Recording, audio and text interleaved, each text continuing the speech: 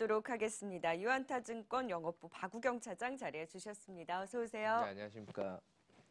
네, 먼저 오늘장 열리기 전에 어떤 뉴스들을 먼저 살펴봐야 될지 화면을 통해 확인해 보도록 하겠습니다. LG화학, 지금 LG에너지솔루션이 GM 리콜 여파에 적자를 기록하기는 했고 LG화학 전체적으로도 시장 기대치를 밑돈 실적을 발표했지만 일회성 비용을 감안하면 선방했다라는 평가가 나오고 있습니다. LFP 배터리 사업 확장에 대한 계획도 공식화하면서 테슬라에 이어서 오늘 LG화학의 주가 흐름 주목해서 봐야 되겠습니다. 현대차, SK하이닉스가 오늘 실적을 발표합니다. 현대차는 3분기 영업이익 컨센서스 1조 6천억 원으로 눈높이가 낮아져 있고 SK하이닉스는 영업이익 전망치 4조 원대로 홀시적 전망 나오고 있습니다. SK텔레콤의 액면 분할과 인적 분할을 앞두고 오늘부터 한 달간 거래를 정지하고 다음 달 29일 SK텔레콤과 스퀘어로 분할 재상장합니다. 위메이드가 자회사 위메이드트리 흡수 합병을 결의하고 게임과 블록체인을 연계하는 메타버스 사업에 역량을 집중합니다. 제주항공이 유상증자 흥행에 성공하면서 2,066억 원의 운영 자금을 확보했습니다. 위드 코로나로 회복의 날갯짓을 보여줄지 기대가 됩니다. 애플 TV 플러스가 다음 달 4일 국내 출시를 앞두고 있습니다. 12일 디즈니 플러스 서비스까지 가세하면서 국내 OTT 시장의 경쟁이 뜨거워질 것으로 보입니다. 네, 뉴스 진단해 보도록 하겠습니다. 지금 테슬라 얘기 아마 오늘 하루 종일 할 거예요. 네, 맞습니다. 테슬라의 천슬라 그리고 LFP 이제 배터리 관련한 이슈로 사실 우리 관련주들은 흔들렸는데 LG화학이 그래도 좀 선방한 실적이 나오고 LFP 배터리 관련해서도 ESS 시장에 먼저 좀 적용을 하겠다라고 계획을 밝혔는데 좀 진정이 될까요, 주가도? 주가는 진정이 좀 된 것 같아요. 이미 네. 뭐 LG화학에 대해서는 화학 실적은 뛰어났고 뭐 배터리 실적에 대해서는 아직은 뭐 기대치만큼 좀 못 미쳤는데 점차적으로 좀 나아질 걸로 좀 보이고 있어서 뭐 LG화학의 주가가 크게 요동칠 일은 당분간은 좀 없을 걸로 좀 보이고 있고요. 아무래도 전일 뭐 시장에서 가장 좀 관심을 가졌던 거는 LFP 시장에 이제 진출을 본격적으로 하느냐라는 이제 그 컨퍼런스 콜에 대한 기대가 있었는데 네. 아무래도 이제 전기차에 대한 그런 비중을 좀 강화하기보다는 ESS 시장에서의 그런 그 확충을 LG화학이 논의하겠다라고 좀 얘기를 했기 때문에 LFP 시장은 이미 국내에서도 좀 열리고 있는 것이 아닌가라고 좀 생각이 되고 있고요. 아무래도 에너지 밀도가 낮고 무겁다 보니까 그런 전기차, 자동차에 대한 그런 그 적용이 일반적으로 고급 차량보다는 저가 차량 위주로 이제 그렇죠. 가져갈 수밖에 없잖아요. 그래서 테슬라 같은 경우에도 저가 모델에 대한 그런 확충을 좀 얘기했던 거지 하이 모델급에 대해서는 아직까지도 3원계에 대한 그런 비중들을 좀 강화하고 좀 측면이 있어서 뭐 어제 그 테슬라가 이제 천슬라가 됐고 네. 1,000조 원이 좀 넘었고 그 다음에 어제 그 10만 대 이상의 그런 렌트카가 구매 의사를 좀 밝힘으로써 한마디로 LFP 시장이 더욱더 활기가 치는 그런 그 촉매를 좀 했다라고 좀 보여주고 있거든요. 네.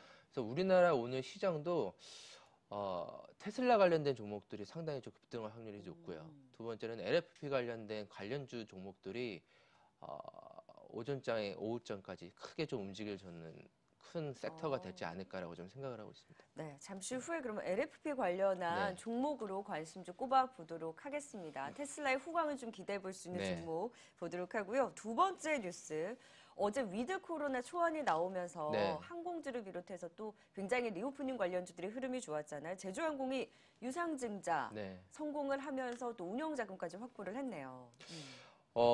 LCC 업체들은 어려웠기 때문에 다들 이제 유상증자를 더 자본을 확충할 수밖에 없어서 유상증자를 단행을 했고, 그거에 대한 성공에 대한 그, 어떻게 보면은 그런 주가의 상승을 좀 촉매할 수 있는 좀 계기가 됐는데, 뭐, 정부에서도 11월 중순, 12월에는 야외에서 마스크를 좀 벗는다라는 얘기까지도 좀 나오고 나온 걸로 좀 있어요. 보서는, 해외여행에 대한 그런 빠른 그런 그 항공권들에 대한 예약에 대한 그런 예매율들도 내년 초에는 좀 본격적으로 좀 나올 것 같아요. 그래서, 최근에 뭐, 리오프닝이 한 번 오르고, 한 뭐 며칠 오르다가 좀 조정받고 이런 것들이 좀 반복적이 돼서 추세가 아직까지는 좀 형성된 것 같지는 않아요. 하지만 이번을 계기로 해서는 어느 정도의 그런 가격적인 그런 그 항공사들에 대한 가격적인 그 밴드들은 조금 바닥을 좀 치고 이제 위로 갈 일만 좀 남지 않았나라고 좀 생각이 들고 있고요.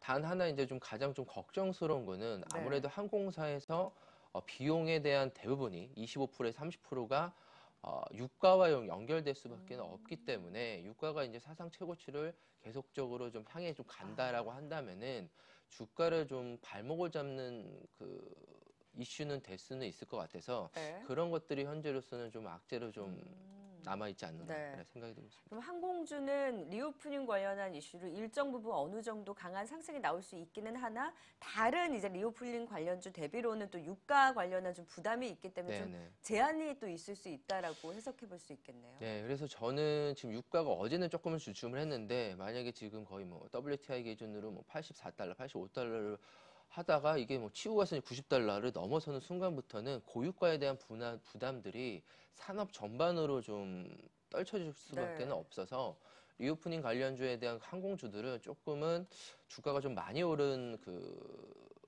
종목 기업들은 좀 조심할 필요가 있겠다라고 좀 생각이 들고 있고요. 네. 다른 리오프닝 관련주들 뭐 방송을 통해서도 여러 종목들 지속적으로 좀 나오고 있기 때문에 다양하게 좀 올라가고 있는 것 같아요. 그래서 그런 종목들도 네. 다시 한번 좀 말씀드리겠습니다. 오히려 이제 위드 코로나 네. 관련해서는 좀 확산의 개념에서 네. 또 잠시 후에 선택 오늘의 종목으로 확인해 보도록 하고요. 세 번째 뉴스, 애플 TV 플러스도 이제 서비스를 재개를 합니다. 이제 디즈니 플러스까지 11월에 지금 OTT 시장이 굉장히 이제 경쟁이 뜨거워진다면 어제 콘텐츠 관련주 사실 좀 조정이 있었잖아요. 네. 그럼 그 조정이 계속 매수의 기회가 될 수 있나요? 단기 투자자들, 뭐, 단기라고 하면은 좀 기간을 어떻게 잡아야 될지가 뭐 개인 투자자마다 좀 짧기는 한데, 저는 이번 주는 좀 쉴 것 같아요. 이번 주는 어제 뭐 시장 상황을 보니까 그동안에 좀 몰랐던 업종, 못 올라왔던 섹터들이 또 네. 올라오더라고요. 리오프닝 관련된 종목들, 조선주 관련된 종목들, 바이오 종목들도 좀 바닥에서 좀 올라가고 있는 모습들을 본다라고 한다면은 지수가 이제 그 주춤하지 않고 지수가 만약에 그 위로 올라간다라고 좀 전제를 한다라고 한다면은 오히려 많이 빠졌던 업종군에서 순환 매가 돌 확률이 더 크거든요. 그래서 네. 지금 고점에 있는 콘텐츠 종목들은 어제 대부분 뭐 에이스토리가 약 한 20% 하락을 함으로써 좀 네. 큰 하락을 좀 보여줬고요. 그다음에 대부분이 좀 많이 올랐던 뭐 뉴레든가 뭐 제이 콘텐츠 이런 업종들도 다 이제 조정을 받았는데 뭐 오늘 뭐 어제 빠졌으니까 오늘 사기보다는 저는 천천히 조금 분할을 갖고 산다라고 한다면은 콘텐츠 종목들이 뭐 애플 TV가 오고 디즈니가 오고 넷플릭스가 공격적인 콘텐츠가 오는 거에 가장 좋은 거는 콘텐츠에 대한 그런 그 투자로 인해 가지고 네. 콘텐츠 시장에 대한 그 파이가 열려짐으로써 우리나라 배우들이 상당히 좋은 기회들을 좀 많이 받을 수가 있을 것 같아요. 그래서 헐리우드와의 그런 협업들이 저는 지속적으로 좀 열릴 계약가 될 수 있을 거로 좀 보이고 있기 때문에 콘텐츠 종목은 단기적인 테마보다는 조금은 길게 가지고 갈 수 있는 그런 그 모멘텀으로 좀 저희가 좀 바라봐야 될 걸로 좀 보이고 있고요. 뭐 애플 같은 경우에는 11월 4일 날 뭐 SK 브로드밴드를 시작으로 하는데 넷플릭스보다는 좀 저렴한 것 같아요. 월 구독료가 6,500원을 해가지고 6명까지 뭐 공유한다라고 얘기가 좀 나와서 보다는 공격적인 그런 그 OTT 시장이 국내에 좀 상륙을 하고 그거에 걸맞는 콘텐츠 국내 제작사들에 대한 그런 콘텐츠 투자가 곧바로 좀 연결이 되고 있기 때문에 네. 많이 빠졌을 때는 지속적으로 좀 매수하는 구간이 맞다라고 좀 생각을 하고 있습니다. 네. 결국 2차원 지주들도 많이 오름에 따른 좀 어느 네. 정도 이제 차익 실현 똑같죠. 빌미가 네, 나올 맞습니다. 때 낙폭을 키웠던 것처럼 컨텐츠 관련주들도 분명 성장성과 앞으로 기대감이 있긴 하나 많이 오른 데 따른 가격 부담에서의 네. 조정이 조금 더 있을 수 있으니 지금 당장보다는 네. 조금 더 기다렸다가 천천히 매수하는 전략 유효하다라는 그래도 아직 끝나진 네, 않았다라는 맞습니다. 진단을 주셨습니다. 뉴스들 확인을 해봤고요. 이런 뉴스들을 감안을 했을 때 어떤 종목을 꼽아주셨을지 선택 오늘의 종목 화면을 통해 바로 만나보도록 하겠습니다. 첫 번째 종목은 아모그린텍입니다. LFP 관련주로 보신 것 같아요. 예, LFP 관련주로 아모그린텍이라고 한다면은 아무래도 IT, 전기차, 에너지 관련 신소재, 나노 신소재에 관한 응용 부품을 이제 그 만드는 업체인데 주로 이제 고효율 자성, 그다음에 방열, 나노 멤브레인을 이제 첨단 소재 사업부에서 좀 영위를 하고 있고요. 이제 방막 필름이라든가 FP12, 플렉서블 배터리 같은 경우에는 기능성 소재 부품 사업부, 그다음에 ESC나 메탈 컨버터 같은 환경 에너지 사업부로 이제 크게 좀 나눠줄 수가 있을 것 같은데 테슬라가 이제 LFP를 좀 확대한다라고 했기 때문에 LFP 관련된 종목으로서 아모그린텍이 상당히 좀 주목을 좀 받을 수밖에 없을 것 같아요.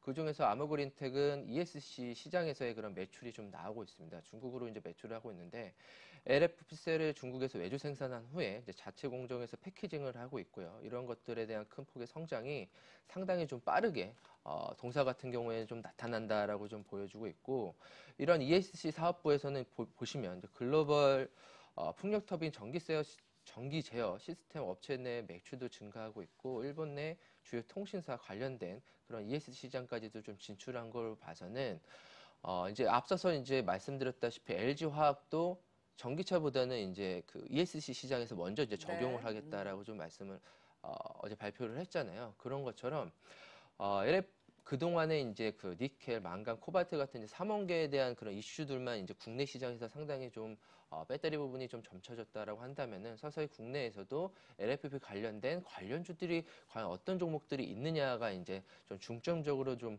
논의될 확률이 좀 크고요. 또한 또 아모그린텍 같은 경우에는 뭐 테슬라, 비아디, 리비안 등 고효율성 자성 소재 부품에 대한 그런 전기차 완성차한테 이미 좀 납품을 하고 있기 때문에 여러 가지 그런 주가가 상승할 수 있는 그런 성장성이 상당히 좀 뛰어난 그런 모멘텀들이 좀 보여주고 있는데, 가장 좋은 거는 주가가 현재 안 올랐다가 이제 올라갈 개연성이 좀 많은데, 아모그리텍 같은 경우는 그동안에 올해 상당히 좀 지지부진했습니다. 한번 화면을 좀 보시면은, 이제 좀 시동을 거네요. 네, 올해 뭐 2021년부터 10월까지 주가가 거의 오름폭이 없고, 어떻게 보면 하단 박스권 내에서 지지부진한 모습들을 좀 보여주고 있다가 이틀 전에 좀 급등하는 거래량이 좀 나오고, 어제 강한 양봉이 좀 나왔는데, 글쎄요, 시간으로 보니까 시간이 한 2, 3% 정도 떠서 좀 나오는 것 같아요.